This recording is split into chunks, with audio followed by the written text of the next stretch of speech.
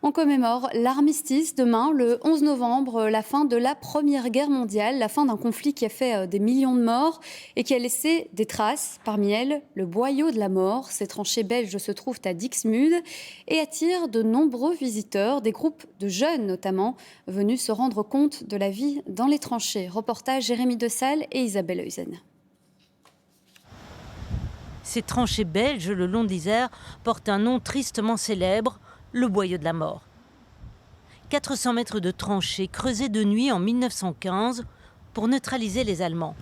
Car l'ennemi a pris position en hauteur, exactement là où se trouve aujourd'hui cette maison.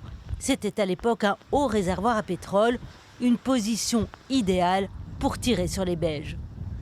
Alors, pendant presque 4 ans, ces tranchées deviennent le lieu de vie de milliers de soldats belges. Elles sont aujourd'hui un lieu de mémoire. Chaque attaque qui était faite de l'un comme de l'autre était soldée par énormément de décès dans les troupes allemandes ou belges. Et donc les Belges ont baptisé cet endroit le boyau de la mort. Ce jour-là, Michel Descamps emmène des jeunes d'une quinzaine d'années pour les plonger dans un quotidien bien loin du leur. Il y a les rats, les poux, les tiques, les puces. Mais apparemment les rats, c'était, d'après les livres d'histoire, c'était vraiment quelque chose de catastrophique. Tout cela, ils l'ont appris à l'école.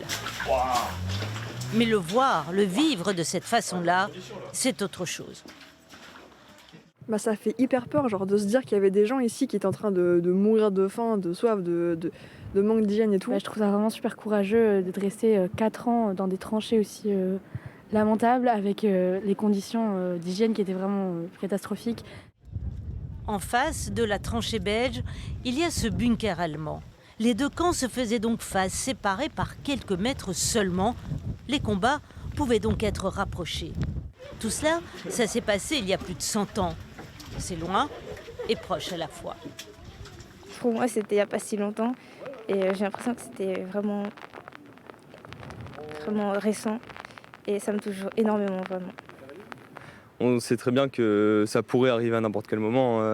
Avec tous les conflits qu'il y a déjà dans le monde, pourquoi pas nous? Voilà. Ça fait peur, oui. Et puis, ils sont repartis, dans le vent et sous la pluie.